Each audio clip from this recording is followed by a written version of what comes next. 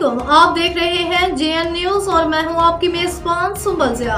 Bulletin का बाकायदा आगाज करते हैं और शामिल करते हैं अब तक की अहम तरीन खबर। चिश्तिया से खबर शामिल करते हैं हमारे ब्यूरो चीफ जनूबी पंजाब हाफिज मोहम्मद बशीर की रिपोर्ट के मुताबिक वज़ीर आला पंजाब और आईजी पंजाब के अहकामात की रोशनी में ओपन डोर पॉलिसी के तहत आरपीओ बहावलपुर और बाबर सईद की जानिब से चिश्तिया सर्कल में वाक़िया पुलिस स्टेशन थाना सदर में खुली कचहरी का इनेकाद किया गया, जिसमें डीपीओ बहावल नगर समेत सर्कल भर के तमाम थानों के एसएचओस ने शिरकत की।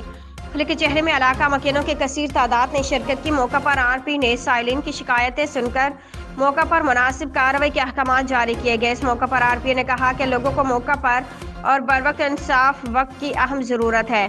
लोगों को चाहिए कि अपनी जायज़ शिकायत खुली कचहरियों में लेकर आएँ ताकि उनको फौरी इंसाफ की फरहमी को यकीनी बनाया जा सके। हाफिज मोहम्मद बशीर, ब्यूरो चीफ जनूबी पंजाब, जेएन न्यूज़।